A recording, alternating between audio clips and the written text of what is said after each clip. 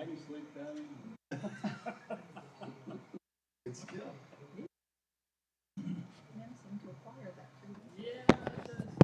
I would say the women have got that more than mine. Oh. They can sleep in. It's shocking.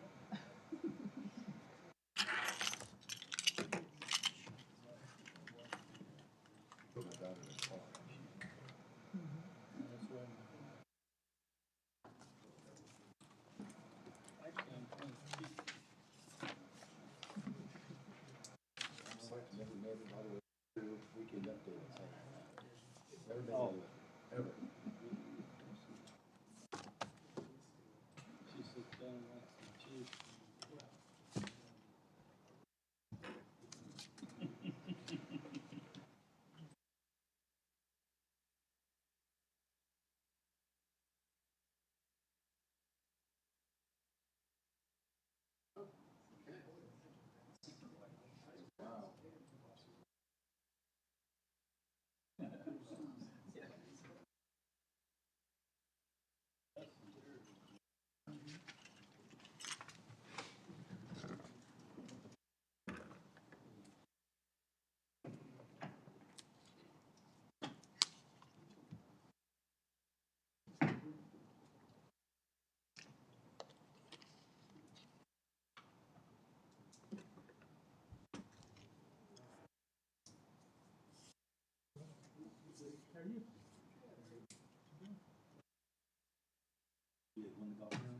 No.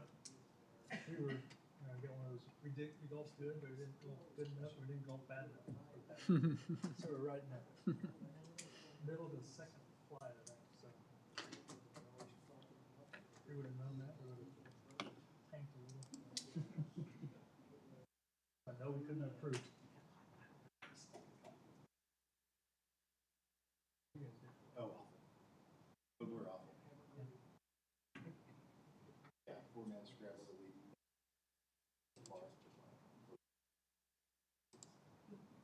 Well, those other guys put up minus. Yeah.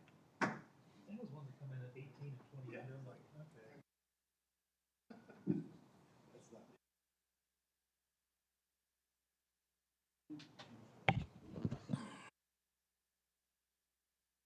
Oh, it was for the Soda Educational Foundation. It was over. This is the first time I played that since high school. It's a lot nicer than it was back. That's a pretty nice course. Yeah, it's a little better. Or just been just a couple of years. Yeah, you just got it.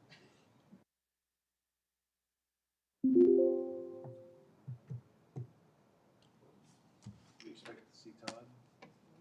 I haven't heard anything. Didn't hear.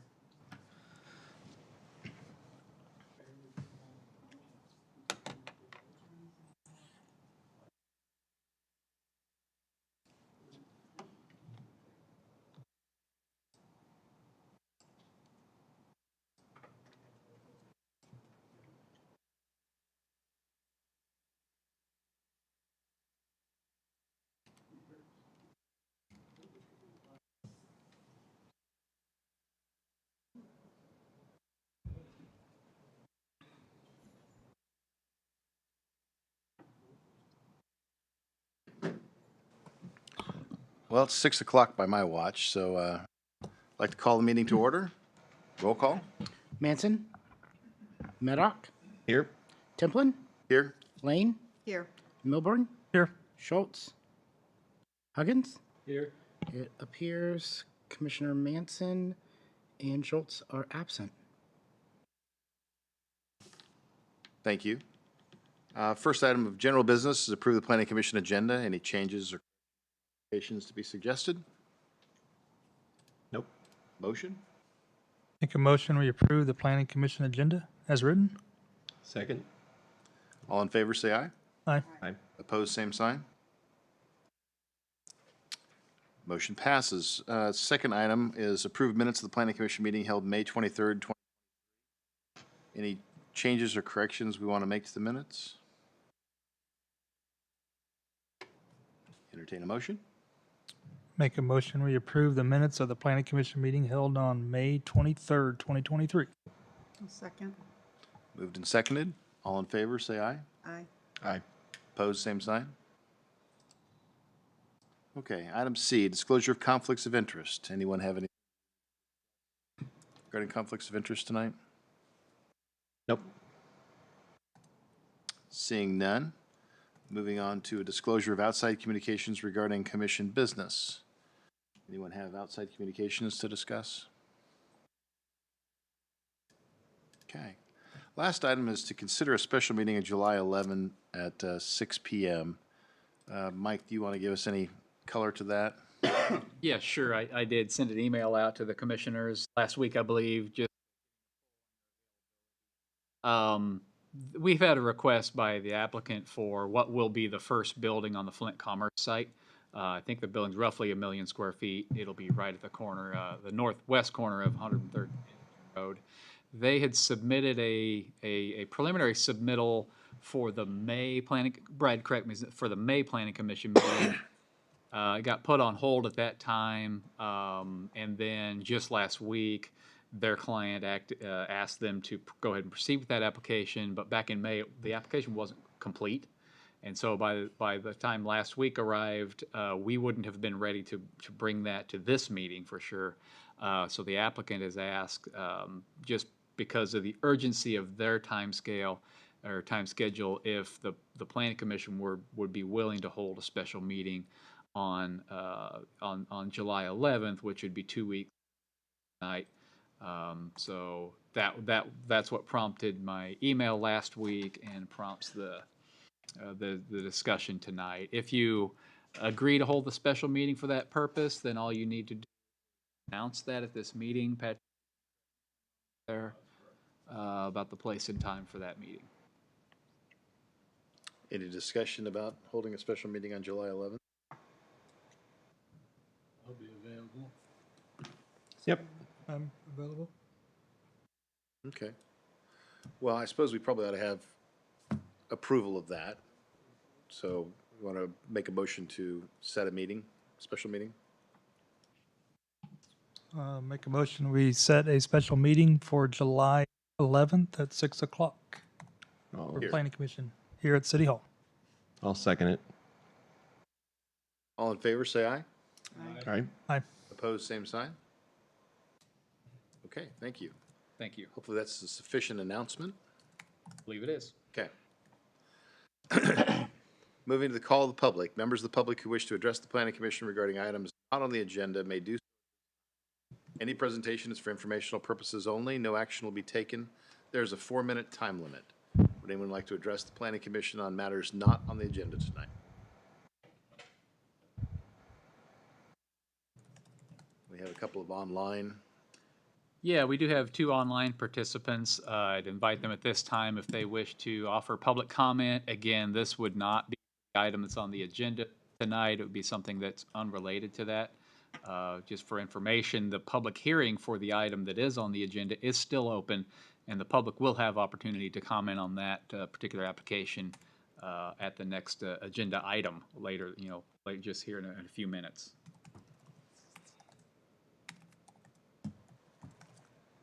Seeing no one approach, I would call an end to the public, end the call to the public. Moving to item 5, we have a public hearing regarding a special use permit for a concrete batch plant in the vicinity of 79th and Gardner Road. Yeah, Mr. Chairman, as we talked last time in our discussion, we ended it with continuing the public hearing. Also, after talking with the applicant and some of the questions that came up during Planning Commission, we felt like it would be best to close the public hearing and renotice and re-advertise for a public hearing at this meeting to consider just modifying ordinance 2416 to include a concrete batch plant and extend the time period.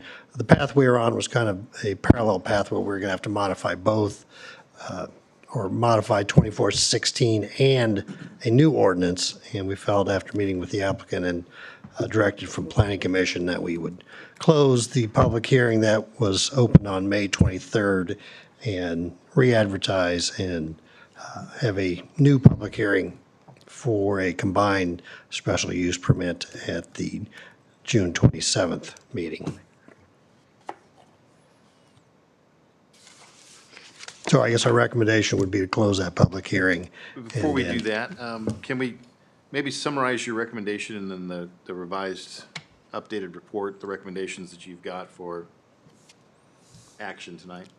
Yeah, well, we are recommending, ultimately, if you've skipped to the end of the staff report, we do have an ultimate recommendation of approval with 12 conditions that we've kind of worked out with the applicant. I think the most different one is the distance of Gardner Road to being paved.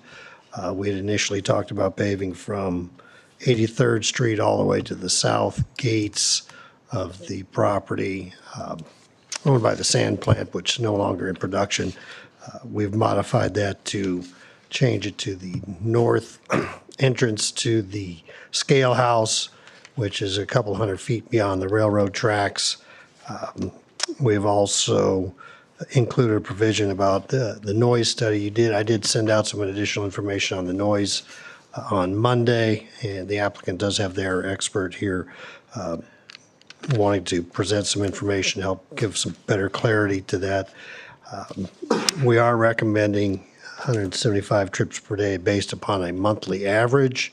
We did talk about seasonally, they may exceed the 175, but certainly during January, February, March, maybe even in December, even November, that they probably wouldn't even come close. So we did want to give them a little bit of leeway for those few days that potentially they might exceed the 175 during the more active construction season.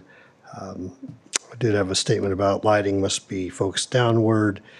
All federal permits must be, state and federal permits must be followed and granted. And it must comply, as I mentioned, with the City of DeSoto noise ordinances. Those are kind of the overview of the points. We do have the full staff report I'd like to go through, but that's kind of where we're at with the situation, Mr. Chairman. Okay. Were there any other changes from the staff report from the last meeting? Oh, well, just the distance of the road itself, we are requiring or asking that the motion include that the provisions for the improvements to 83rd Street, the turn lanes, accel, decel lanes, are completed to batch plant opening. The road can be built after that, but with discussions with the applicant, I think they're going to want to build them all at the same time instead of having to mobilize twice and do all that work in two different phases. So there really isn't a whole lot of difference.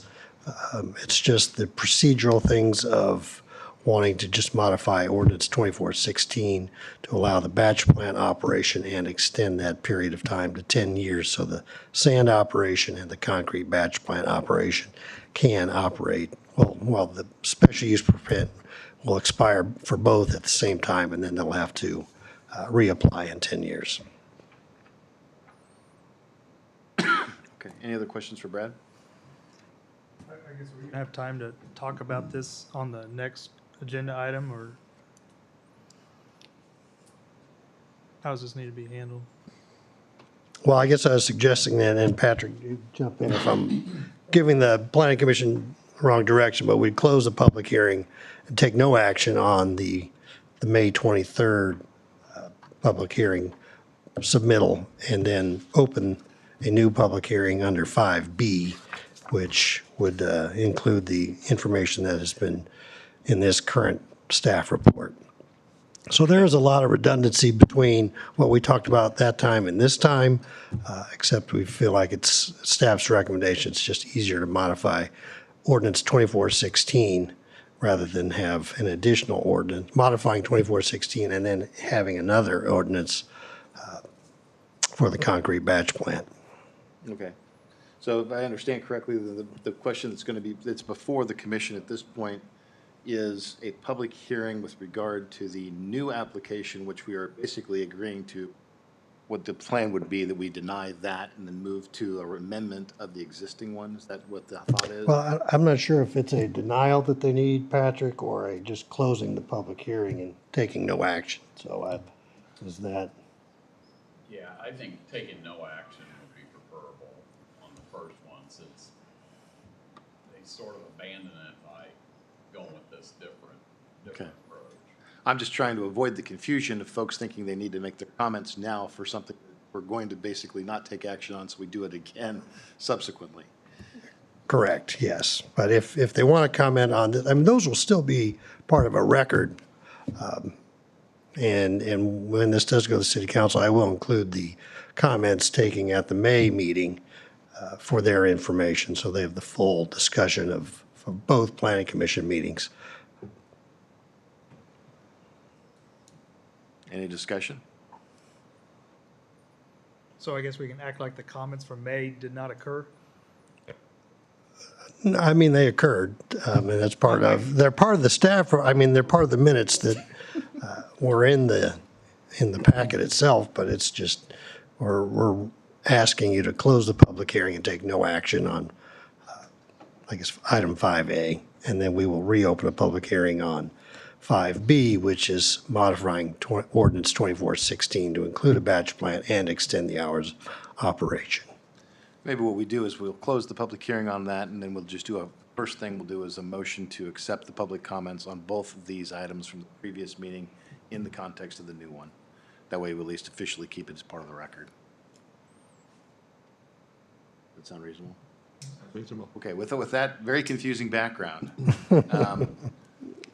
as to this particular item, which it sounds like we will not be taking any action on tonight, does anyone wish to make a further public comment? There will be plenty of opportunity to make the comment with regard to the one that we will be asked to take action on. Any further public comment on item 5A? Seeing none, I would close the public comment and ask for either discussion or a motion from the planning commission to, I suppose, take no action is what we've been recommended would be our course of action on this. So if I say it correctly, I believe I'm putting forth a motion to close the public hearing and admit the public hearing notes to the minutes for this meeting? We'll do that for the next one. Okay. We're just basically taking either no action or approving or denying an application. A motion to take no action. Second? Any further discussion?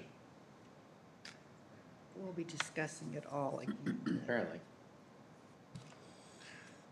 Roll call. Huggins, Yes. Schultz, Milborn, Yes. Lane, Yes, Templin, Yes. Maddock. Yes. Motion carries. Item 5A, to consider revising ordinance 2416 to include a concrete batch plant and to extend the SUP for 10 years from the approval date. This matter is an item for public hearing, correct? That is correct, Mr. Chairman. Before we get too far into this, I think it'd be appropriate to entertain a motion to include the public comment on both this matter and, or of the previous discussion from May 23rd as part of the record. I make a motion to include records of the public hearing from the meeting on May 23rd. Second? Any discussion? All in favor, say aye. aye. Aye. Same sign. Thank you, appreciate that. Okay. All right, are we ready? Sure. Okay, thank you. All right, thank you, Mr. Chairman. What you have before you is an item to modify ordinance 2416 to include a concrete batch plant and to extend the operation, the sand operation, for a 10-year term, beginning with the potential council approval date. So we've re-advertised, re-noticed, sent out letters to residents within 1,000 feet of the location, and signs are up that have information regarding the public hearing tonight on this agenda item for June 27th. Just a couple items of note. The sand operation was initially approved in 1997. It was most recently approved in 2017. Some of the terms that will remain, or our staff is recommending to remain, is the $10,000 annual park fee. Truck traffic for the sand operation still is restricted to a half hour before sunrise and half hour after sunset with no Sunday operations. State federal permits must be granted and remain in effect, and timber and ground cover to remain on the western edge of the project site and undisturbed. Cawsan will maintain Gardner Road, maximum trips, and this is the current ordinance, maintain Gardner Road from the southeast corner of 7605 Gardner Road to 83rd Street. Maximum trips is 115 per day, and they've already dedicated Pike Road, and we've already taken care of all that information or those items for the special use permit. And then if there's an expansion of the sand plant, acceleration, deceleration lanes must be constructed. And then also the City of Olathe has requested a 100-foot excavating setback from their raw water lines, which run pretty much parallel to the railroad tracks on the south side of the site. After our previous meeting, city staff did meet with the applicant, and this is where the process of trying to combine both the 10-year extension of the sand plant operations to match the concrete batch plant operation. After that meeting, we decided it was probably better just to modify Ordinance 2416 to include the concrete batch plant and extend the 10-year term from the date of potential council approval. At this meeting, we did also talk about the construction of the acceleration, deceleration lanes. City staff is very adamant that that needs to happen before the batch plant operation begins. We also did sort of meet halfway on the paving of Gardner Road, so it'll go from 83rd to the northern part of the scale house rather than the southern gates at the sand plant location at 7605 Gardner Road. So there still will be about an 800-foot stretch of road that the applicant will have to maintain. It will remain gravel, so they will be required to put calcium chloride down and regrade that area as needed. Then the city will take over the paved portion of Gardner Road and maintain that in the future. We also talked about the requirement for, or maybe this is one of the differences in the previous discussion we had, is the extension of a potable water main to the site.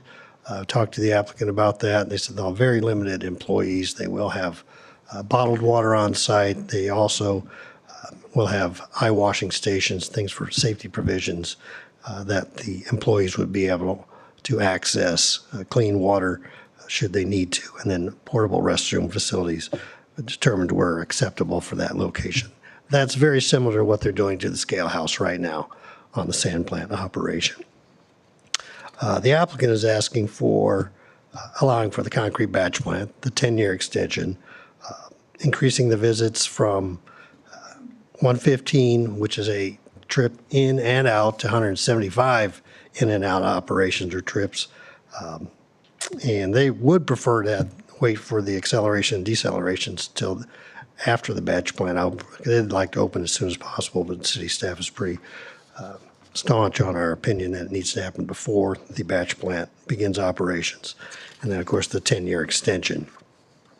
I will go through the matters that we typically can review for these types of situations. It's very similar to our zoning criteria.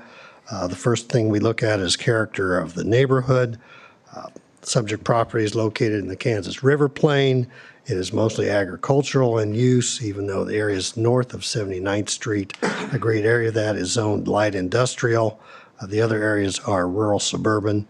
The reason we went through the rezoning at the May meeting is because we do not allow concrete batch plants in the M1 district. That is considered a manufacturing operation, not a mining operation. So that's why we had to go through a rezoning process at the previous meeting. That has not gone to the city council yet. We wanted to bring both recommendations, the rezoning and a potential recommendation for the batch plant, to the city council at the same meeting. So they will have both items before them on the July 20th meeting.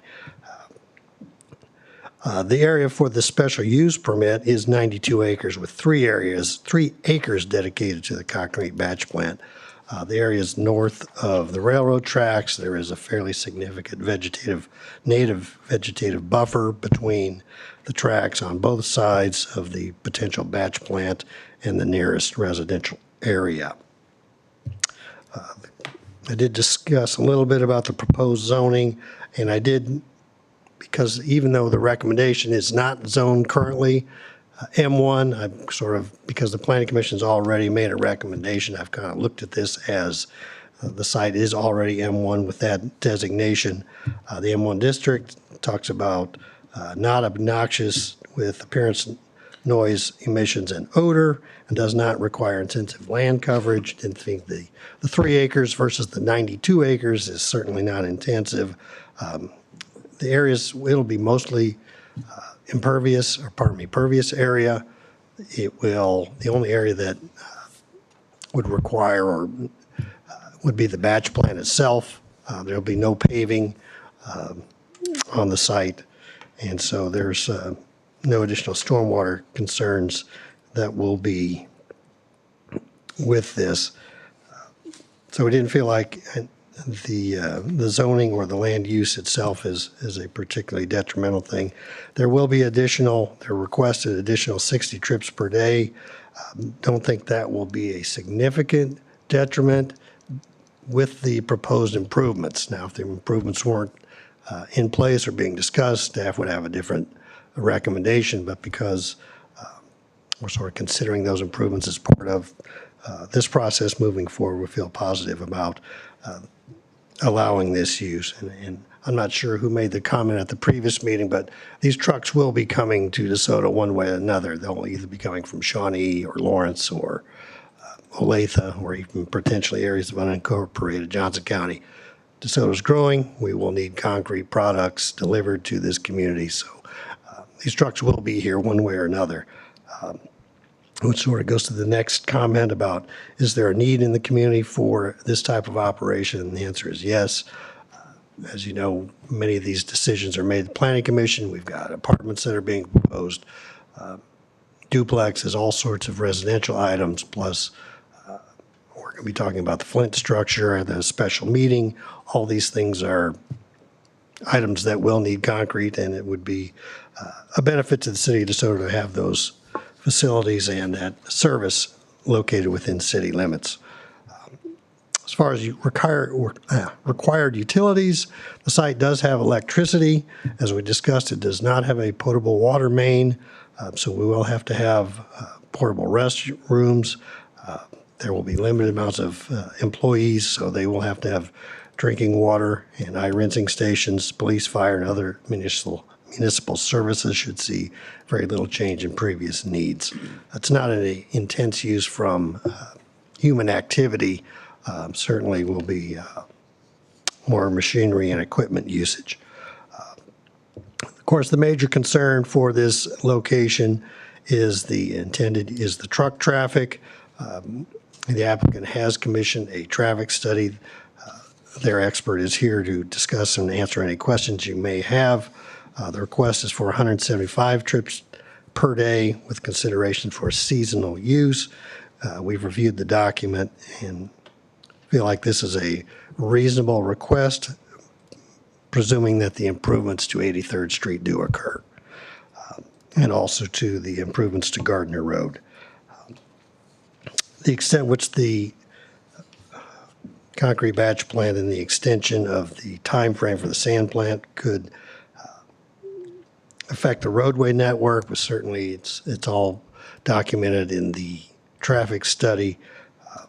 Once again, we feel like the improvements that the applicant has proposed will offset any kind of adverse effects that the roadway network might entail. Environmental impacts, I did touch on stormwater runoff. There will be very limited, or if any, paved areas on the concrete batch plant site. The Kansas River, as far as our opinion is that it won't be affected. It's more than a half mile roughly either side of the concrete batch plant, also as part of the sand plant special use permit, the site, the area west of the sand plant operations must remain vegetative to help keep the river in its current configuration.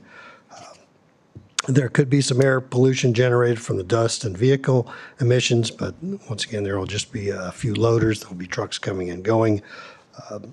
We do feel like the dust, the paving of Gardner Road will help mitigate a lot of the dust concerns. Noise pollution, and once again, we'll have their noise expert address those items. We don't feel like the noise, at least my reading of the applicant's submittal that I did send out to you, and then my previous career where I did some noise studies for aviation, do feel like that the noise levels will be below what the City of DeSoto's noise ordinances require. And so we are recommending to extend the time frame or allow the concrete batch plant operations to begin operations at 2 a.m. and cease at 5 p.m. And that would be 7 days a week potentially. Economic impact, I did touch on that a little bit. This is a service that is not available within DeSoto right now.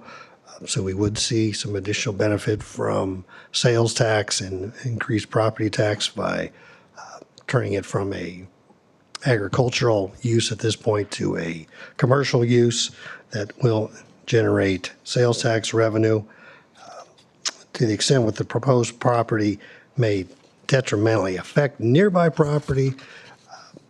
The nearest residential areas are about 800 feet away, and once again, there's a natural buffer on either side of the railroad track. The rail line cuts through there.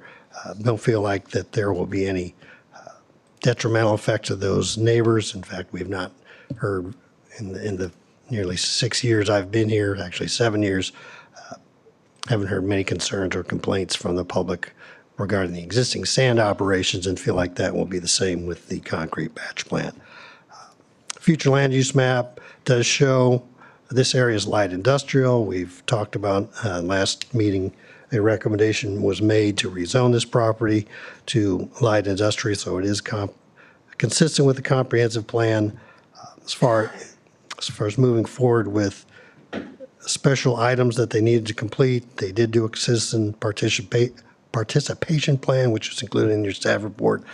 They're working on completing the noise study. We'll get the results of that tonight, and then also a traffic impact study, which has also been submitted for your review.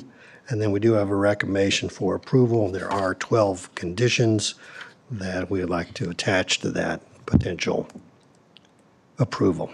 So with that, I'll stand for any questions you may have. Once again, the applicant would like to address the Planning Commission on this item. So if you'd like to hear from them, we can proceed, or I'll, like I said, be available for questions.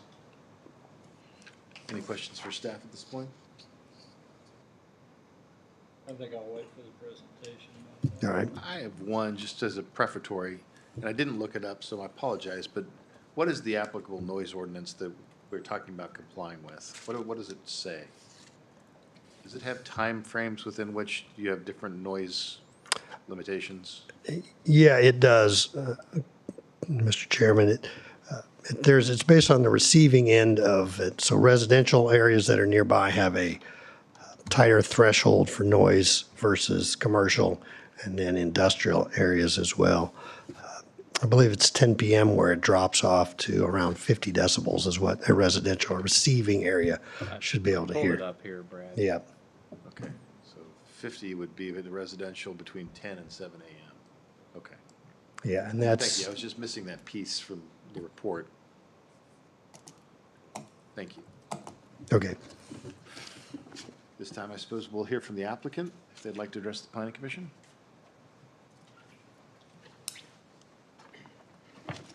Yeah, good evening, Planning Commissioners. My name is Patrick Watkins. I'm an attorney. I'm here on behalf of the Ham Companies. And we have our team here. I'll introduce them really quick. Bob Rawls and Tanner Higgins are with Ham. We've got online, we've got Austin Quick. He is with Blackstone. He's an environmental engineer. Donna Grime is online with Axiom Technologies. She did the sound study. And Clint Lowmaster is with GBA Engineering. They did the traffic study and the intersection improvement designs. And actually, Dave Penny's here too. He's the landowner that we leased from. We appreciate staff's report and thorough review. We made a presentation last month, and I don't see the need necessarily right now to rehash all that activity, but be happy to give you a couple of points, and a lot of it's just reiterating what we went through with Brad. But after we last met, we went and met with the city staff. We had a nice meeting, but you'll recall from our conversation that there was a few issues that needed to be worked out. And so we met with them, and I think we did work it out. There are some compromises in here, but staff has held a firm line on the two biggest points of interest for the city. And at this point, I don't mind acknowledging and conceding that we're willing to meet the staff's requirements on timing for the intersection improvements. It's a large investment. It's $500,000. And their condition and requirement to pave Gardner Road back to our second entrance, another pretty significant public infrastructure investment, we're okay meeting that requirement. So I know Brad noted that we hadn't committed to those things up to this point, but we're okay making that commitment today. Their conditions that they've listed are acceptable from our perspective. But we did also engage Axiom Technologies. Donna Grime is on the call, and we worked out together a bit of a sound study. And the intent was to answer some of the questions that are out there about what these uses produce in terms of sound. So we measured at the existing site, which is a sand dredging operation and a sand sales operation. We measured from the middle of the site, and then we measured around the periphery and up closer towards 83rd Street and the residential neighbors. We also went to one of our comparable batch plants in Topeka, and we measured from the inside of that and then around it. And what we found, not totally surprising to our team, but the existing batch plant is not particularly loud. And we have readings from that, and I think they were shared with you all. They're a bit technical, and Donna can answer any questions, but they're all well within OSHA requirements, and they're all under and within the city's requirements for sound at the existing batch plant, or excuse me, at the existing operation. At our batch plant, we saw the same thing. It was a little bit louder, but we don't have the benefit of all of the distance and the buffering that we have at this site. But at that Topeka site, we took those measurements, and we found that we're going to be in compliance there too. So we feel confident about the sounds that are being produced at this proposed operation. It's not exactly like limestone quarrying. It doesn't produce the same sort of dust. But we can acknowledge that going the full length and studying the data and providing an expert to answer any questions is a good exercise for us. I've hit on the intersection and road improvement, but I do want to make sure that it's clear. If you have any questions about that, let us know. These are significant investments, and our application is really tailored to be able to pay for those investments.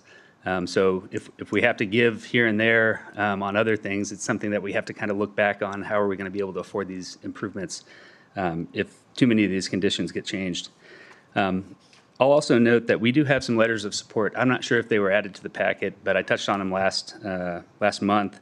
We have letters of support from Cousins Concrete, Mara Concrete, Quality Built Construction, Sunflower Paving, R.D. Johnson Excavating. It's not particularly hard to get a letter from our own customers, but that's why we're here. We're here because they told us there's a need. They'd like us to serve the demand. There's going to be some building here. We can provide a quality product at a fair cost. We're here. We're absolutely interested in answering any questions you have. Happy to have a thorough discussion about this use. So thank you for your time. I think I've got one question for the applicant. How many employees will you have on the site? Yeah, this is something that we talked about with the staff. It only takes a few employees to run the batch plant. Tanner, give me a signal on. 3 to 4 will be on site full time, actually running the batch plant, and then the majority of employees will just be drivers on a demand basis. I would assume drivers plus employees on site will probably start in the 10 range.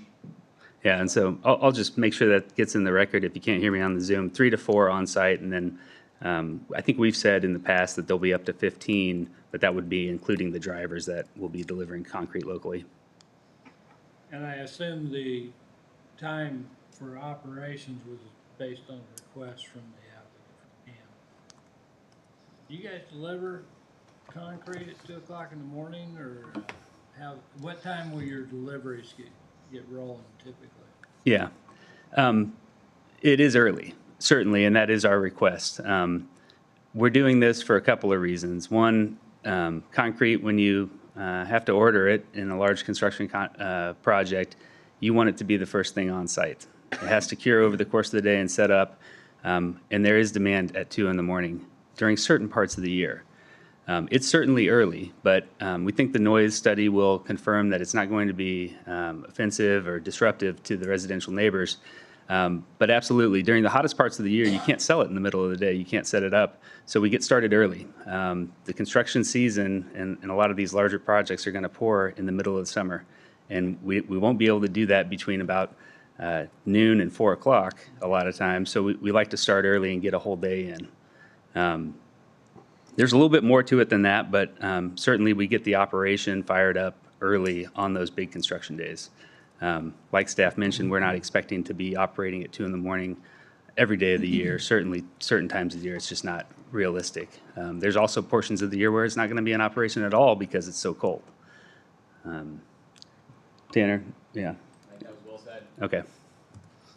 And so the surface of this site's gonna be some kind of aggregate cover?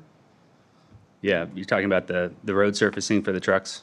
I mean, on site, within the plant. Yeah, right. We have a 3-acre portion dedicated to the batch plant, and it will have limestone aggregate roads within it. Right. And we'll have a concrete slab that the batch plant itself will set on, but you're talking 40 foot by 80 foot roughly is all that's going to take up, and everything else will be aggregate surfacing. And I guess for GBA, you guys don't consider, you consider that kind of parking lot impervious? Yes, generally. Do you have the subgrade preparation specs, or how you're going to prepare that subgrade into that gravel? And our scope so far has been limited to the turn lane. We haven't done anything on site design-wise, but in general, yeah, you have a geotech report subgrade aggregates. Yeah, I don't know if our site plan shows exactly how the roads are. Austin Quick is on the call, and he prepared the site plan for the batch plant. And Austin, you can chime in if you think that there's specifications that we've already designed for the roads within the batch plant.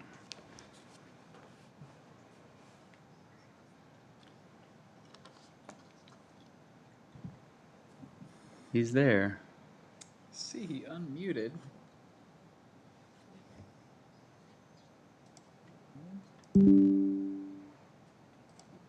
Sorry. Austin, we're not hearing you here in the room.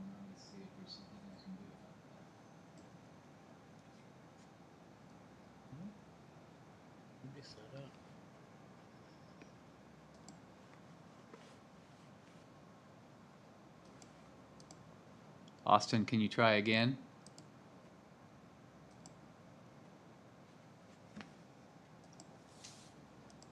Sorry about this. Doesn't seem like...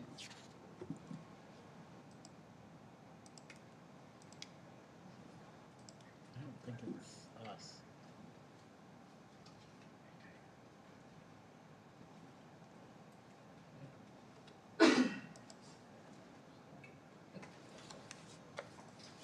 While we're looking for that, the site plan is not before us tonight. It's just a special use permit. Yeah. So I'm assuming some of that detail we'll get when we see a site plan. Well, the only reason I asked that question is because we're eliminating the water quality side of it because of the gravel parking, as I understand it. We're not doing phase 2 water quality. You're thinking about the environmental aspect of where the batch plant is sitting? Yeah. Yeah. I mean, it just comes down to a question can you legitimately consider a aggregate parking lot that's got a strong enough base to hold up a concrete truck as pervious? Or is it impervious? You know, I don't wanna get into the weeds on this thing, but, you know, it's gonna have some capacity to store water, but does any of it infiltrate? Yeah, and certainly, Got a good enough base. yeah, I mean, we do recognize that Olathe is pulling water from areas around this property, and they have a keen interest in making sure that our site plan is reviewed appropriately. I called it a site plan. It's a term of art, and I respect that, but we did have a depiction prepared that kind of calls out specifications. But Olathe is watching closely, and we've committed to them to use best practices with regard to all of our stormwater and any sort of fuel that's stored on site. Well, correct me if I'm wrong, but I assume we will see a site plan when they actually want to bring this back to us for approval, right? No, actually, the use permit includes a site plan. Okay, so with it this in is the going to be our application. only chance to have that discussion. That's correct. Yep. Apologies. Austin, I think you're still trying to speak. I'm sorry. Still can't hear you in the room, so I'm still working on that. Well, to some extent, I think the report does cover that all federal and state permits will be required of the applicants. I just thought in the staff's presentation, there was a mention that there wouldn't be any phase 2 permits. Maybe I.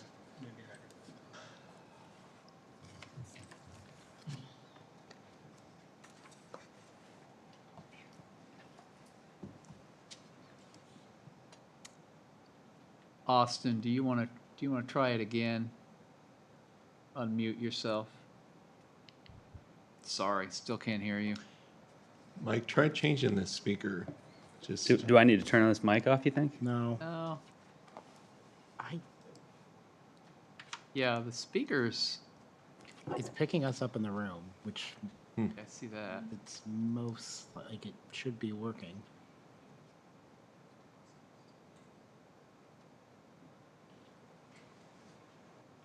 This is always what's on. Yeah. Sorry, Austin. He did text us. I mean, he notes that it's what he calls relatively impervious. Okay. But I wonder, think he's- Donna, if you're on the line and can hear us, can you unmute and try, see if we can hear you? Yes, hello, good evening. Okay, good. hear me? I feel much better. We can hear Donna. Austin, it Okay. seems like it's on your end. Can you I'm hear so me? glad. Oh, wait. Can you hear me? Yep. There we I can go. hear Austin. Is this, Yes, I think we're good. We can hear Austin Interesting. and Donna. Yes, okay, we're good now. you can hear me now? Yes, sir. Thank you. Okay, great. Yes, yeah, sorry about that if that was on my end, but yes, to answer your question about the gravel road on site, yes, the limestone gravel will require a subgrade, which is relatively impervious. And of course, as traffic moves over that with time, it will, further compact. So, that being said, I don't know that we have the subgrade specifications included in the site plan, but we do show that the stormwater runoff will go to a drainage ditch east of the plant, which will be directed to the north to the non-discharging sand pit.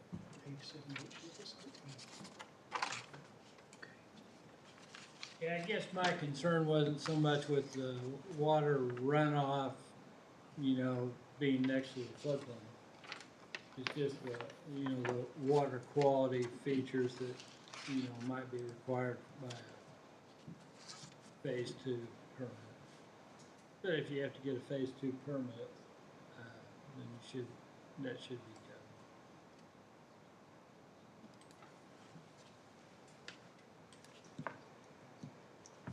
And that's all the question I had for applicant. Did you want to present the results of your sound study? Donna Grime is on the call. I gotta admit, I looked at the colored pictures and I don't know Yeah. I'll let her elaborate, but I can start by saying that, there's two lines to look at on that graph, and it's a little bit technical. And Donna has described this to me, so I'll let her fill in the gaps, but it's the lower line that shows the time-weighted sound, and I want to be careful to call it sound because this is really noise. This is what's happening over time. A sound is something that can carry at any point in time, but if you look at the top here, that shows area 1 in the caption. That area 1 is in the center of our existing site.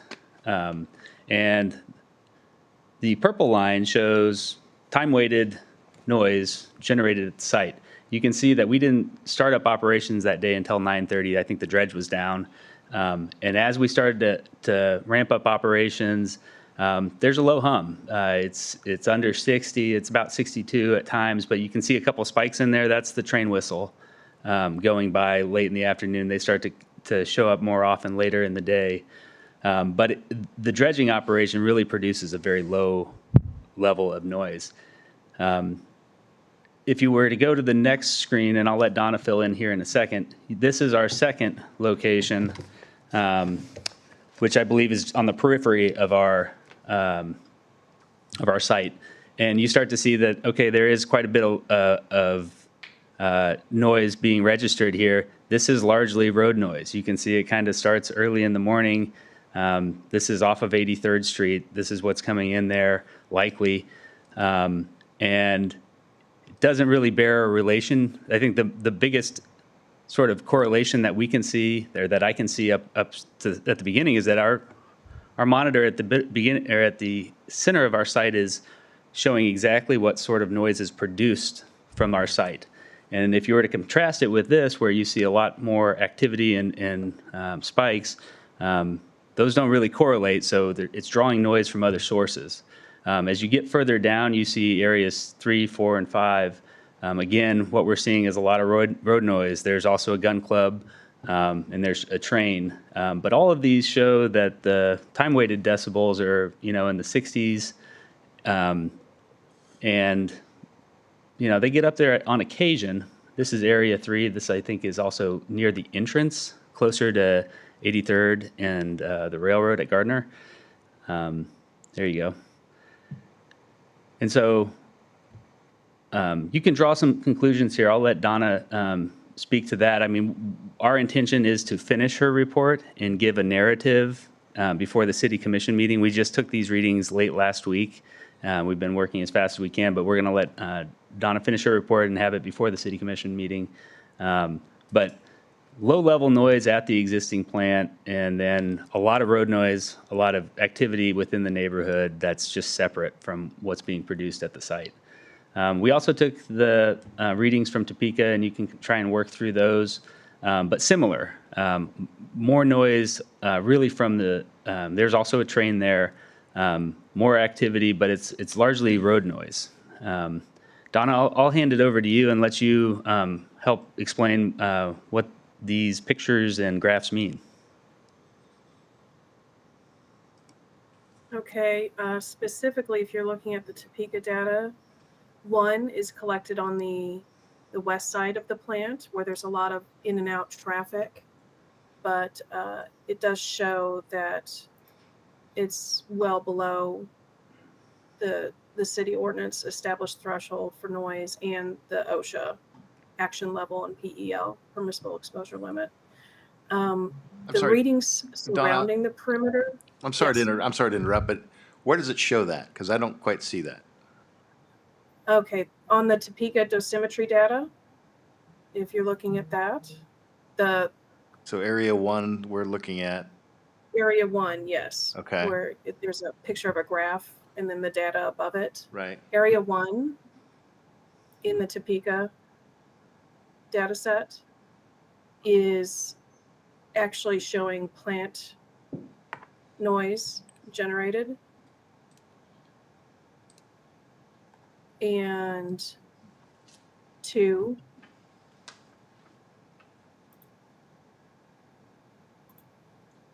let me get there.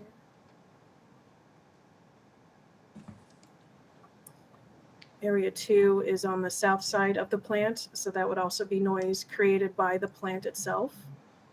Hey, Donna, I got Justin Milburn here. I got a question for you. What's the difference again? I'm sure you've already explained this, but what's the difference between Z peak and Z average again?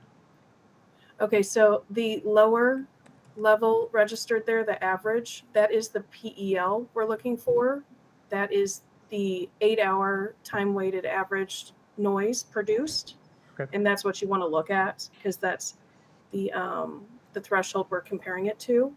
The upper yellow line, I think it's yellow, is the short-term peak noise that gets registered if there's a sound burst, like a train whistle, something short duration. That is the peak of that noise. So the purple line, the average, is the OSHA level that we're looking at, the 8-hour time-weighted average. And then the yellow peak noise is registering loud noises that are short duration. Donna, quick question. Charlie Maddock here. The 80 decibel line that's in the middle of the graph, is that signifying something? Is that like OSHA's, or what does that tell us? Yes. So basically the OSHA action level is 85. So that 80 is just a place mark to show where you're getting close to that 85 threshold. Thank you. You're welcome. Just to interject, if you Mary. look at the- Go ahead, Donna. Go ahead. Sorry, if you look at the numbers above, the time-weighted average numbers are what we're looking for. The T180 is the OSHA action limit. The T290 is the OSHA PEL. That's the numbers that are in that summary table that were provided to you. And that's where I'm focusing my study on, is those data points. So Donna, if we're looking at the T1 equals 80, if that's showing 57.9 and we have a noise ordinance below that, I guess that's what I'm interested Correct. in, the conclusion Yes. that this complies with the correct. noise ordinance. Let me interject there, Donna. So the city's requirement on industrial properties is set at 80 and 85. When it enters into a residential property, it has to be down to 50 and 55. Right. And we do have data that's, measures what it's at the periphery of our site, and it's obviously a lot different than what's being registered at the very center of the site. It is allowed to be under 80. Well, I'm sure it probably is called out when she gets her final report done, but when I saw that, I was like, okay, no, that doesn't look like that complies. Yeah, yeah. Residential is set spectacularly low, in my opinion. A lawnmower would set it off. But the data suggests that as our noise travels, especially at this site with such buffers, it's not getting beyond the Out of site. fairness, it's lawnmowers at 2 o'clock in the morning. That's not allowed, right? Thank you, yeah. I've got bad neighbors. What area would be the most close? Because obviously you took samples at 6 different areas there.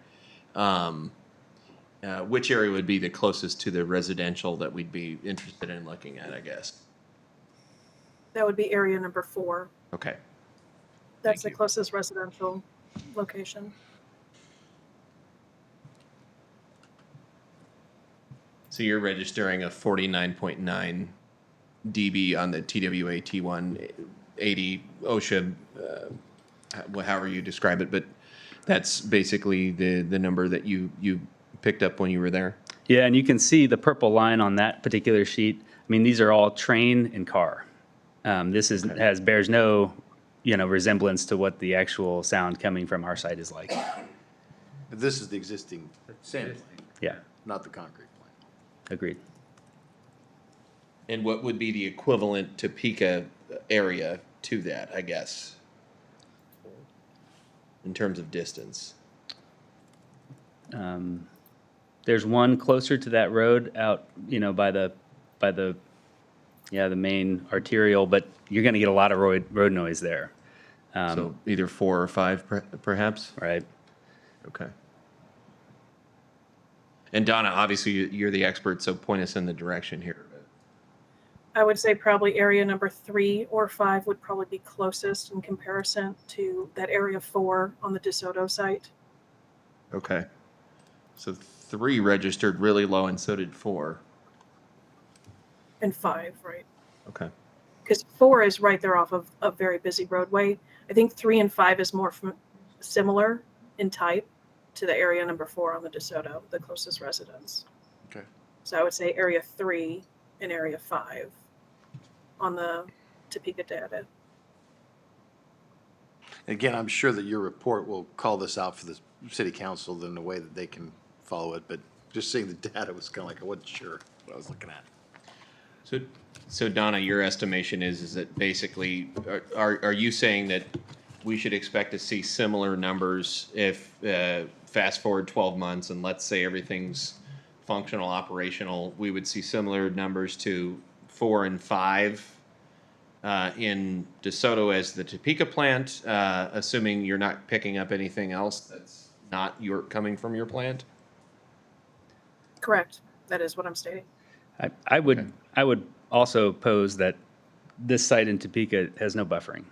We've got 3 tree lines before we get to most of these houses, and a lot longer distances. Okay.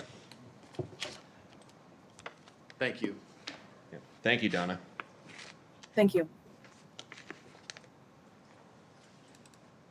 Any other questions or comments for the applicant? I had a few questions for the GBA. I know I sent an email earlier asking about, I believe on the 6th page of your findings, it said that there was no significant crash data supplied on the 83rd corridor from the city or from Ham, and I was curious if there's any significant crash data to consider when you're looking at 83rd corridor. Not that's been supplied to us. That's something that's usually when we start that, that's, the city has that from the police department, police records, that sort of thing. And Mike, I know you kind of commented on that, so I don't know. Yeah, well, I just saw your question today. Sorry I didn't get able to get back with you. Typically what we do is that's not a readily available database to us, the Johnson County Sheriff. We actually request that information to the sheriff. Generally takes a few days to get it back. And we haven't done that here for this case, but we have it previously in years past just looked at the overall safety of 83rd Street and asked for that data. A lot of what we see now, there's been a handful of very serious injury accidents along 83rd in various locations. I don't want to downplay that, but most of the accidents we see are deer right now. It's the vegetation is close, and so a lot of that. I guess in general, what I've seen in years past, it's been a few years since we looked at this, but in general, the accident data along 83rd Street does not tend to support the idea that 83rd Street is a very dangerous corridor from that standpoint. Now, I don't want to discount the serious accidents that have been happened, and we do know that there are a lot of close calls that do not go reported, that don't show up on accident reports. So the accident report is not the whole story. Okay, and then a follow-up question I had related to the traffic survey is, well, and let me be clear, my interest is how often are trucks going west versus east? Because west is going to take you in the path of the high school, and that's really where I assume most of us are interested in interacting, having trucks and traffic interact with high school students. So that was what my question was going to be surrounding is, do your trucks even head that direction, or are they generally going in a different direction? Or I understand the trips, but it basically just says this is 175 a day, and once they hit 83rd, they're going to go in various directions. So I don't know if you plan on, if that's even a viable option for you guys to go down 83rd where it turns into Lexington. Yeah, and I think we addressed that to a point now. The destinations are obviously going to be, job site specific, but I think we had a trip, and if you had it in there, I apologize. I might have missed it. Just looking at this, I think we had a 45% assumption going to, west 83rd Lexington, 25% south to Kill Creek to K10, and 30% of the traffic distributed going east. Okay. And has there been any special considerations for around the peak traffic hour? Obviously, you guys called out what the peak traffic hours are, and I saw that, and I appreciate you putting that in there.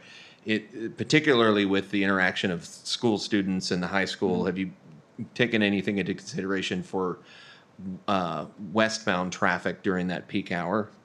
Not in the context of the study, no. Okay.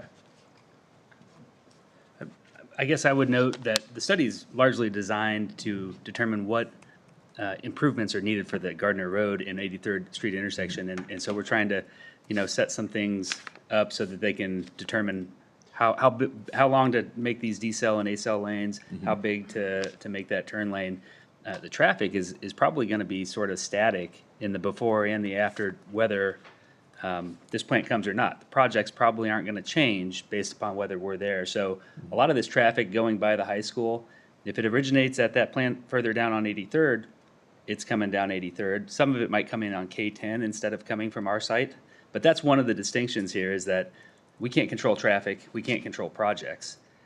We can control some of the circumstances around that, but and we can certainly control who leaves our site. A lot of times we have haul routes, but in this case, it only makes sense to get them out to 83rd. That's the biggest road in town. That's the one that's capable of handling these trucks. And for the record, I believe your study makes sense, and I've actually gone out of my way to take 83rd since the last meeting, just to kind of familiarize myself with it. I have two teenagers who drive, and I trust them less than I trust your truck drivers, and that's where my concern lies. Is sometimes I haven't seen my teenagers' eyeballs in quite a while, unless I am FaceTiming them. So that's kind of where my concern starts. Right. Right. And shared by many. Yeah. I'm sorry. No, all done. Yes. I guess I'm looking for a little clarification on the visits. Right now, we've got an ordinance that allows 115 visits a day. That's strictly the sand plant. So we're increasing that to 100. We're increasing it 60 visits a day. Okay, so we've got concrete plant operation for 15 hours a day. You gotta figure each order counts for 2 visits. One going, one coming. That's No, actually one. That's one visit. Going and coming are one. So, okay. So we're looking at like 4 trips per hour. Yeah, it's hard to quantify, and it's certainly going to be vary, but it's important to remember that the sand plant operation is still going to be there. We're still going to have sand being sold at this site, so we looked for a little incremental increase to handle some of the batch plant traffic. So, 4 an hour is probably low most of the time, but we have to get deliveries of supply materials and obviously service the trucks. We have a few more for our employees that are going to work at the site, but this is everybody that comes into our site, whether it's somebody working on one of our machines or somebody picking up concrete or sand. So we just look to push that a little bit. I think the main thing is that we just don't want to find ourselves out of compliance with any of these conditions. We take them very seriously. Every one of these risks the investment that we make. So we just need to be sure. And certainly times a year, we're not going to come close to 175, but that's what we felt like we needed just to accommodate the incremental increase in activity caused by the batch plant. So are you saying 4 visits per hour would be lower than you expect to have? Yeah, I don't know if I could put a number on it, but that's probably, exceptionally low. Well, with 4 visits would be the incremental increase on top of the ones they already have. Yeah, just what the concrete plant Yeah. costs. So Yeah. if it is more, say it's 8. One thing to keep in mind is that our sand plant doesn't operate for the full 15 hours, good portions of the year. It's dusk till dawn. Yeah, but the increase Yeah. is 60, and the increase is due to the batch plant. So Yeah. Some of them are bringing supplies, some of them are taking sand away, or concrete away. Yeah. So that makes sense, though. For an hour, I guess that does make sense. I hadn't thought about it that way. Yeah, 4 an hour doesn't allow for employees or, yeah, I guess I'm concerned that if they, put them out of there every 10 minutes or so, We're going to run into that number pretty quick. you're gonna be over it. Yeah, we understand there's a limitation on this. 50% more, you're gonna be at 90 instead of 60. Yeah. I guess that's the concern. I think my one comment to make on that would be the batch plant, as mentioned in the summer, when it does start at 2 a.m., it's not going to be running in the middle of the day when it gets hot out, so it might close down closer to, noon, 1 o'clock. Whereas in the winter, it's not going to start at 2 a.m. when it's colder out. It won't fire up until 8 or 9 o'clock. So that 2 to 5 hours really just a buffer based on the time of season. Very rarely, if ever, are we going to start at 2 in the morning and not shut down until 5 at night with the concrete batch plant. So that'll help the 4 trips per hour there, will really be running for half that time, a lot of the time, versus the entire length of that period. Yeah, so your traffic's gonna be bunched. Correct. It won't be looking at it at 4 per hour when we're really only running for half of that time frame, more or less. So you normally operate, let's just say, I don't know what the number, you tell me what. A 10-hour day. If you operate for 10. Yeah. Okay. Well, that makes sense. Any other questions for the applicant? Yeah, I just got some, really just kind of clarifications on the staff recommendations for you guys. I did quite a bit of research on reading the traffic study, and it's very thorough, and the whole packet itself was very thorough, so I appreciate the time spent on that. But number 4, it's on the turn lane improvements. I think I just want some clarification just to make sure that I'm on the same page with what staff expects. You guys intend on doing the eastbound left turn lane and the 2 acceleration lanes, or the acceleration lane westbound and the decel eastbound, is that correct? Before the batch plant opens. Yes, okay, because it doesn't really include that eastbound left turn lane on 4. I just want to make sure that was what you guys expect to do. It's all Okay. those. XL, decel, left turn, yeah. Okay. And then one thing that I did notice in the traffic study, and it wasn't really spelled out in the recommendation, there was some vegetation along 83rd Street. Have you guys coordinated with that property owner on getting that removed? Yeah, There's a site distance issue on the turning movements. Yeah, we adopt the conditions from the previous use permit, and it's one of the Okay. conditions that we have to comply with, and certainly I think it's probably right away where we'll have to get into, but if it's a landowner, we'll certainly coordinate if needed. Okay.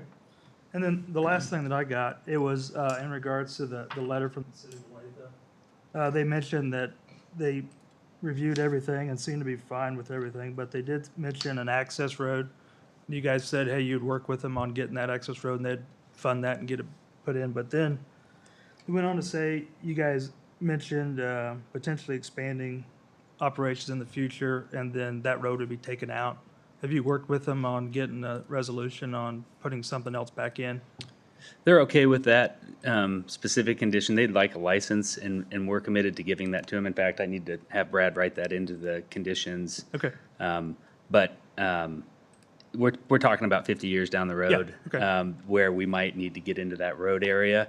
So I think, I'll be gone, but I think, and everybody at Olathe will, I think we can note it. Yeah. But they're sort of, in the absence of getting through that area, there'll be another route to get around, at least maybe 1, maybe 2, Okay. where they can go around our lake. I guess my point is I just want to be able to make sure it's in the recommendations that somebody can look back on this in 10 years. Yeah. and say, this is what we agreed to. I appreciate that, and I'm glad you caught it. It needs to be part of the record. We're committed to doing those things that Olathe requested for their support. Okay. I just have one question on GBA. In looking at the study you did on page 5, it says that the growth rates on that quarter were 2.5 to 3.5% per year. Mm-hmm. Is that And that says that's on the past trend. Well, with Panasonic coming in, that's not gonna be adequate.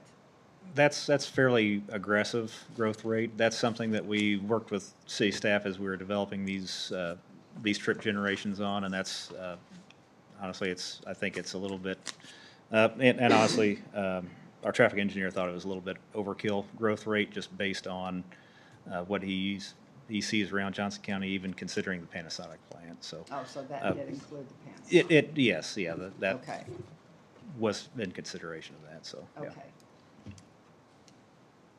That seemed kind of low considering the growth we're getting and all the new houses and everything. I'll go with what he said.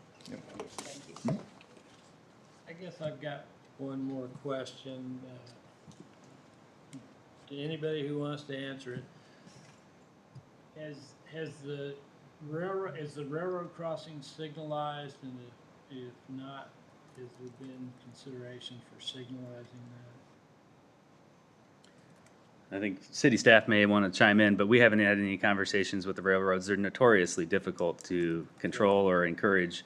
But it may need to come on their radar. Have you guys heard anything, Mike or Brad? No. Do we have a block that comes down? Yeah, there is a crossing that will stop traffic as the trains pass. There is enough activity for that. It's signalized. It is, okay. I'm sorry. I didn't realize that either.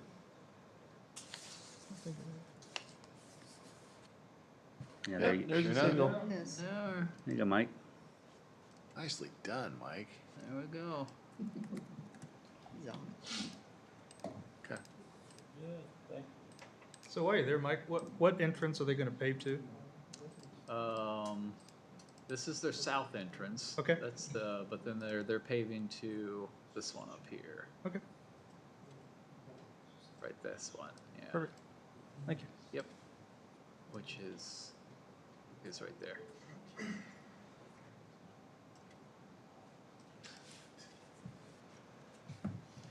Any other questions for the applicant? At this point, I would suggest we open the public hearing. Any members of the public who'd like to comment on this proposal, please address the podium, give us your name and address, and if you wouldn't mind, try to keep your comments to 4 minutes.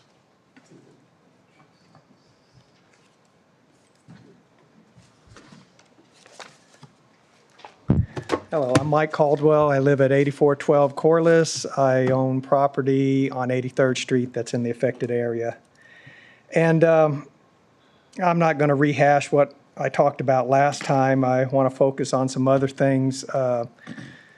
This new application, I don't think it's really addressed the concerns that a lot of us brought up last month about the road safety, the truck traffic.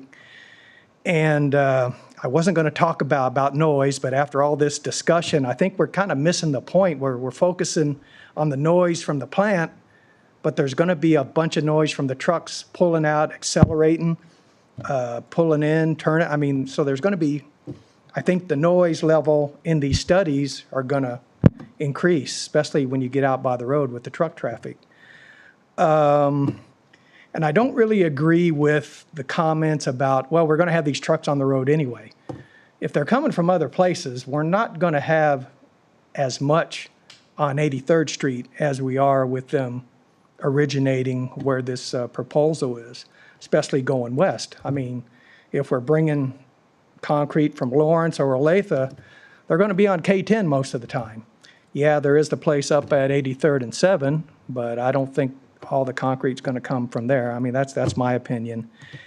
And then there was a blurb in the latest application, and just in case you guys read it, I want to set the record straight that in the citizen involvement area, Don and I met with Hams, and there's a comment in there that said we had no concerns. Well, if I didn't have any concerns, I wouldn't be here. So take that for what it's worth. And there was, I hadn't thought about it last time, but in the memo, the city memo about the sales tax.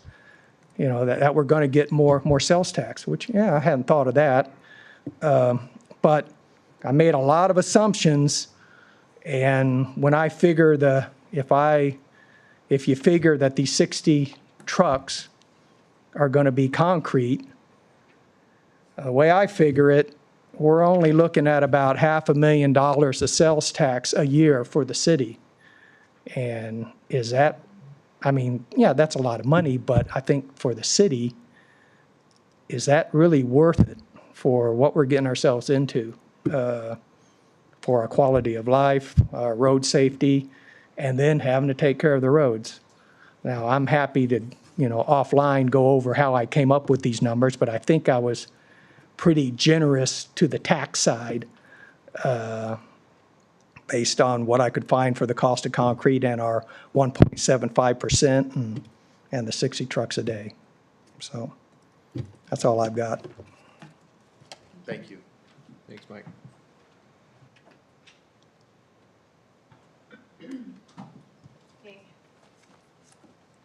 My name's Crystal Klebenstein. I live at 8210 Corliss Road. I actually have some questions. I'm not sure if I can actually get an answer today, but first question is, when was the traffic study performed? I'm curious if that would be something that would be repeated during school times so we can know the difference as far as what's going to be affecting. For me, my commute is to Mize Boulevard to drop my kid off at school, and same with the bus route. So I would actually be an eastbound and a westbound person in the mornings and afternoons potentially. And is that something that they can respond to? I'm really not sure how that works on these hearings. I don't see any reason that they couldn't. It says February 3rd, 2023. Okay. The counts are produced during school times. There's parameters just for that reason. Okay. Make sure that it's not over the holidays. That's what we're going to take the counts. Thank you for The that. report is part of the public record, so I'm assuming you could see it if you Yeah. signed on to the website. I'll have to do that. My other concern is at Corliss Road and 82nd or between 82nd and the railroad tracks. Are the trucks going to be utilizing that as an alternative route at any point? And is that something that could maybe be completely done away with so we don't have truck traffic down there in our little neighborhood? Isn't there a gate here? There is, and there has been alternative routes with truck traffic there at times I can tell you since I've from a moved. staff perspective, that never crossed our mind that the trucks would even consider coming this way. I don't see that as an option. If we found out that a concrete truck was using this, we would put an immediate stop to it. Okay. Is this to where, clarify this, real quick, I think she's talking about the road that actually goes and bends back around to 83rd, right there on 80, whatever that is, 82nd or so. Yeah, to the left more. There, that one right there. oh, along here? That guy. Yep. Yeah, we're not establishing a truck route within this use permit.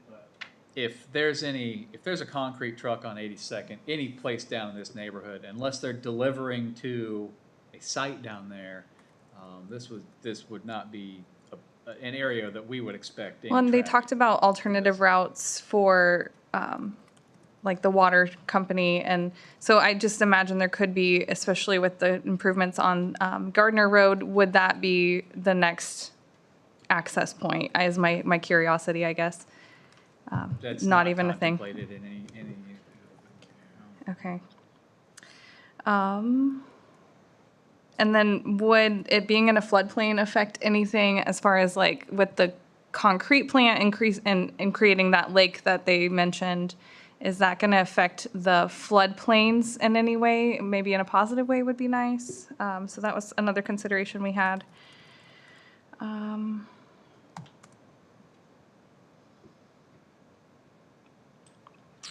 Yeah, that I think covers everything I wanted to comment on. Okay, thank you. Thank you. Thank you.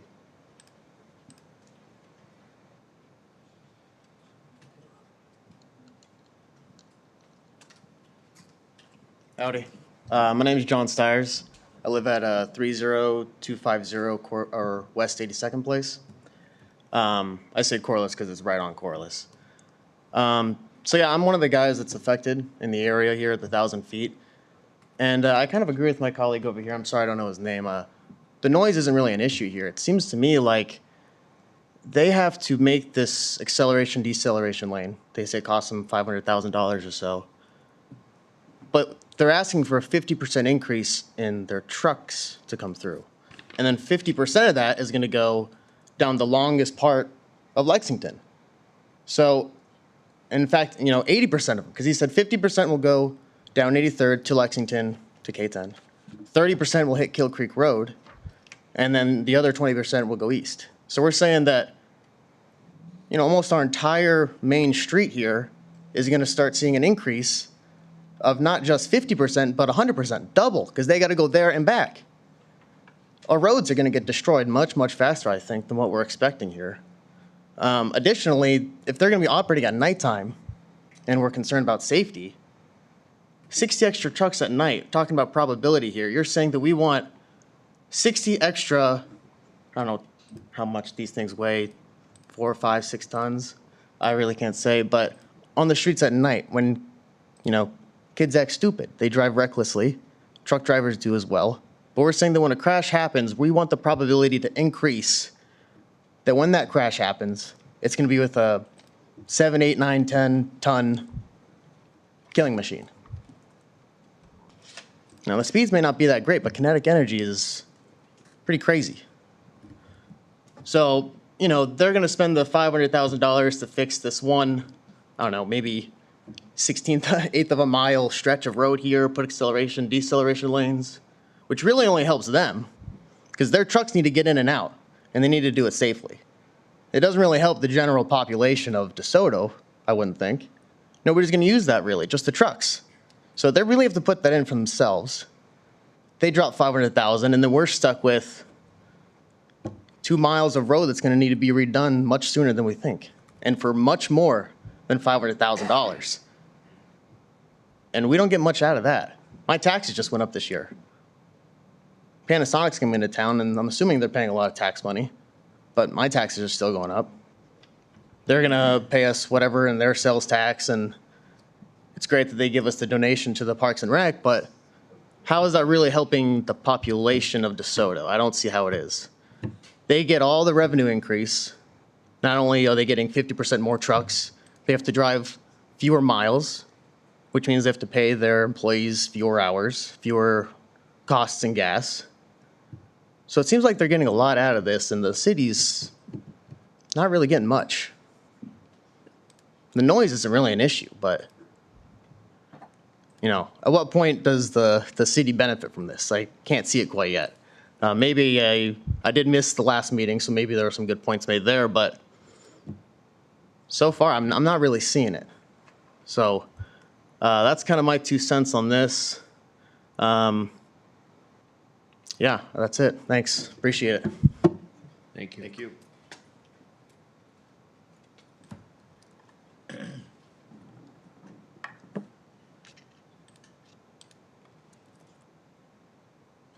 Any other public comments?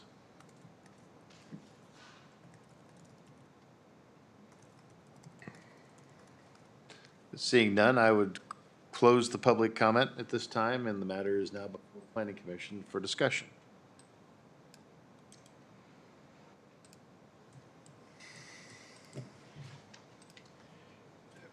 I think all of you guys brought up really good points.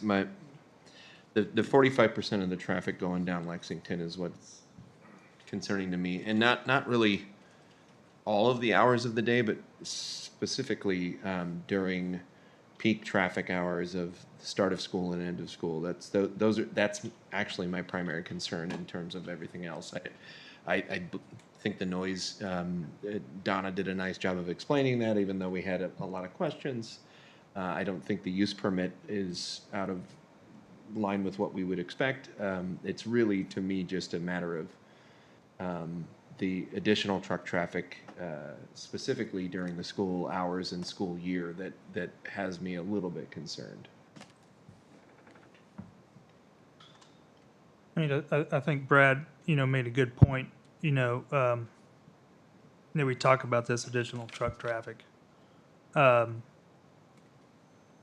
know, I just want to say, I mean, you know, we talked about, you know, concrete trucks coming potentially from Olathe, Lawrence. I mean, the Don Pars, you know, all the developers in town, you know, regardless of where that concrete comes from, they're still going to go build houses and build apartments and build commercial buildings and that stuff. So I think that truck traffic, wherever it comes from, is still going to be on Lexington, regardless. So from that perspective, I still think that demand is still going to be there. So the applicant, you know, honestly, is, you know, they did the traffic study. They're doing the best they can to mitigate at that intersection. I mean, they're spending a lot of money to mitigate those impacts of those trucks coming from that intersection. And that's, you know, the purpose of the traffic study is to minimize the impact to the existing traffic. And I think they've, with the improvements they've proposed, I think that helps mitigate some of that concern. I've been thinking about this. Can you think of a place you'd rather have a concrete plant in the city? I mean, I'm sorry, but I think this probably is the best place to put it. It's in the floodplain. It's right next to the sand operation. Yeah, we're gonna have trucks accessing 83rd Street, but where else would we want a concrete batch plant? And, you know, I can think of a number of them we've had in a lot of other places that, you know, that's increasing truck traffic around those would probably be worse. But, you know, I guess that's where I'm coming down on it is I think there probably isn't a whole lot better places to put one than here. I have some real concerns with the traffic. That's my big holdup right now. The additional traffic and the trucks going in and out and using that road a lot myself. I know that there's bicycles on that road, there's motorcycles, there was just a bicycle event, you know, where they have a bunch of, and I just don't know the extra trips. I'm really concerned about that. And I know that we've got a lot of work going on here, but there's also going to be extra traffic generated because there's not just going to be our jobs, people coming into our town. There's going to be other people buying from there and going out to Lenexa. Not to mention all the houses that are going in on top of the hill at Lenexa. So I just really worry about that. There's no place if we had a wider road, people could get off the side of the road. It's just a crappy road to have to get off the road if something bad happens and you've got to get off right away. No doubt about that. Concern. Yeah. You know, school runs from, you know, August through May. Those are obviously not the longest days of the year. It would make me sleep better at night if we had something that said we're going to try to limit traffic going westbound during school from, it looked like during peak traffic hours, I wrote it down, was from 8 to 9. I don't think, I agree with what you're saying, Roger. I can't think of a better place to land a plant. It really is a good spot. I just, I would feel much better about it personally if we said, yeah, we're going to reroute traffic for that 1 hour of the day and keep it off of that turn, the roundabout type of thing during those hours. Yeah, I mean, maybe correct me if I'm wrong, but the peak was the background traffic on 83rd. I think the high limit of the trucks coming in and out was around noon. Is that correct? I think it's in the morning, but it's during the summer, right? Okay. Mm-hmm. So I may be making a moot point because it may not even be as much of an issue. I don't know if there's that correlation. Yeah, I you could understand be what right, you're getting yeah, at, yeah. but there might not be that correlation. Right.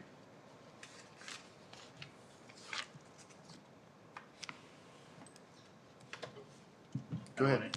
Yeah, I mean, one of the things to note is just that our traffic study they did document and test and study how many cars are using this road per day. It's 5,000. and it's growing, a couple percent a year, maybe a little bit more. What we're talking about is a limitation on the amount of trucks that we can have total, right? And so if we're increasing it by 60 over the course of a day, and that's the upper limit, we don't expect to hit that good portions of the year. That's just what we can't exceed. So I don't want to think of that 60 vehicles as a requirement. Certainly we want to make sales, but it's not always going to be that high. But take 60 over 50 or 5,000 a day. Some of these, I tend to agree with some of the commentary that some of these folks are going to be coming from other places. We know that the Lawrence batch plant is 15 miles away. The much closer batch plant is on 83rd Street. But if you can assume that those 50, at least a portion of those 50 cars are going to be coming from the other 83rd Street batch plant, you might be able to reduce that number. But even at 50 or 60 cars, we're talking about a 1% increase on this road. It's not the sort of thing that calls for us to redesign 83rd Street. Certainly, I think you probably are paying attention to your capital improvement budget. We cannot, I wish we could solve all problems at once. We're solving as many as we can. But I think this is very much an incremental increase to the amount of traffic, very small on the overall load. Certainly it's trucks. Good portion of ours are trucks, but not all 60. Those 60 are going to happen in the summer, more likely than they are going to happen any other time of year, for what it's worth. So I want to interject those things. Thank you. Thank you. So just so you know, I was involved in a traffic study east of this location, and that traffic was about 4,900 trips per day. And correct me if I'm wrong, but the capacity of a 2-lane road is 10,000. So just keep that in mind. We're literally at this point, we're at half capacity based on background traffic, taking away the trucks. Anecdotally, that doesn't work very well for the people in the community. I know that, but I just wanted to, as an engineer, Justin. throw that out. I know. I get it, but we've all had experiences on 83rd. I'm just throwing out some engineering Well, experience. I appreciate the context, though. Yep. Honestly, I think Justin just said what I was thinking about saying. And these are arterial style roads, I know the 83rd Street's, it's an old highway. And it can carry a lot more traffic than it has. And the curious thing is, if there were no high school in DeSoto, that's where they would build it, right there next to that busy road, because that's how you get people in and out of the high school. You need that road to get in. I think I think those roads are appropriate for this type of additional use. But on the other hand, if it becomes an issue, if there are some problems with that truck traffic out there, they could put in a school zone out there. They don't have a school zone out there. There's one in front of the junior high by Dollar General there. I mean, you have a school zone and you enforce it. Those guys are probably going to go around, and only use it when those. Well, you always throw a couple of turnabouts or roundabouts in there too. That's right. I don't know if That's gonna happen. meant to suggest that. But and another, I don't mind roundabouts. I don't either in my sports car, but in a big truck, it's another story. One of the comments was that the turn lanes are for the concrete plant and the sand plant. I don't see it that way. I see if you've got these trucks operating and you don't have turn lanes, then they stop traffic when they get ready to turn, especially the left turns. But when they pull out in front of traffic, they're not gonna get up to 40 miles an hour right away. So they are going to conflict with the through traffic without the turn lanes being there. So having turn lanes actually benefits the people that are driving through that area. That's the why turn lanes are beneficial. Not for the people turning, but for the people that are following you know, driving through, and it's a lot safer to turn. You don't have the kids on their phones having somebody stop to make a turn right in front of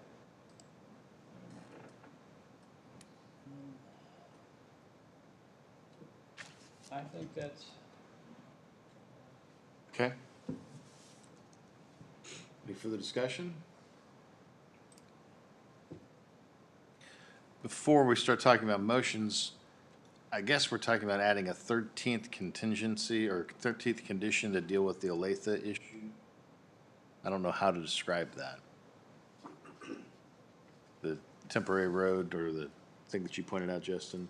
Yeah, I think it was just the correspondence they had about the temporary road, and if they expanded, I think the city of Olathe requested the applicant to put access back in. We did talk about it. We talked about granting them a license, just separate from the conditional use permit. They suggested that we write it into our site plan, and we can agree to that. So what I would suggest is just adding a condition that says the site plan be adjusted to integrate the access road requested by Olathe.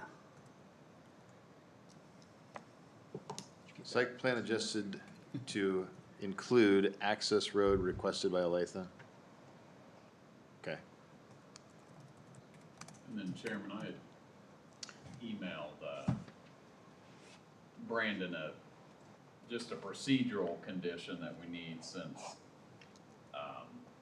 obviously the rezoning will need to, conditioning it on the rezoning being approved and published before we take up the SUP by the city council. Mr. Chairman, I have the condition, I have is 13, and then the one that we just talked about is 14, about the access road is 14. The 13th condition would be Planning Commission's recommendation to approve SUP conditioned on governing body approving rezoning at its July 6, 2023 meeting. Rezoning ordinance shall be proposed thereafter. Anybody have any questions about those two proposed additional conditions? I thought there might have been one about the landscaping. Do we need to add something on that you guys will clear up the site distance stuff on 83rd? Or is that something that you guys would just? I think it's in there already. We're adopting the Okay, yeah. previous We're maintaining conditions. the old conditions. Yeah. Okay, that's right. Okay. Any further discussion?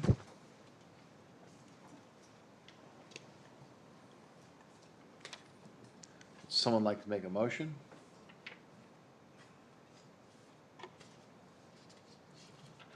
Do we have to include all that other stuff, or we just say?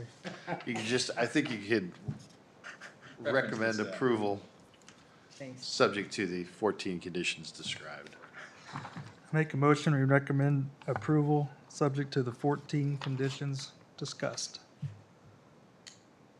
I'd second that. Moved and seconded. Any further discussion? Roll call vote? Maddock, Opposed. Templin, Yes. Lane, No. Milborn, Yes. Huggins. Yes. Motion carries 3-2. That would recommend approval to the city council. City council then will obviously have a public hearing to have further discussion about these items. But as far as the planning commission is concerned, it's recommended approval That's right. on a vote of 3-2. Okay. That takes us to old business, of which we have none, and new business is to consider a final plat for carriage houses, number 12. All right, thank you, Mr. Chairman. This is the final plat for carriage houses number 12. Actually, it's a replat. As you know, we've gone through this process several times where after the building is constructed and the walls are put in place, they resurvey the interior portions of the building to come up with square footages. In this case, they have 17 units that they will be selling, and therefore they do need to have a approved final plat with those property descriptions. And part of that is, the first step is to get the planning commission to approve the final plat, and then we'll take it to the city council to accept any easements and rights of way. the frame and the structure has been built, so this is the time that they are getting ready to sell these units. And staff has reviewed the final replat and is recommending approval. At this point, I'll stand for any questions you may have. It's very similar to what we've done numerous times dating back to 2010 or so. And the final plat is for approval by the planning commission. It does not go back, correct? No, it does not, but they do accept easements and rights of way. In this case, there is no easements and rights of way for them to accept, but we always sort of bring it forward to them anyway as a sort of cursory item, but, Okay. Any discussion, any questions for Brad? Seeing none, any discussion between the planning commissioners? Seeing none, anyone like to make a motion? I'll make a motion that we consider the final plat for Carriage Houses number 12. Approve? Approve. Second? Moved and seconded. Any further discussion? Seeing none, let's call for a vote. Roll call. Huggins, Yes. Milburn, Yes. Lane, Yes. Templin, Yes. Maddock. Yes. Motion carries. So I believe that concludes our agenda for tonight. Do you want to extend, swap recipes or anything? I thought for sure we'd run over on this one. Motion to adjourn would be in order. Make a motion to adjourn. Second. Moved and seconded. Any opposition? Seeing none, meeting is adjourned. This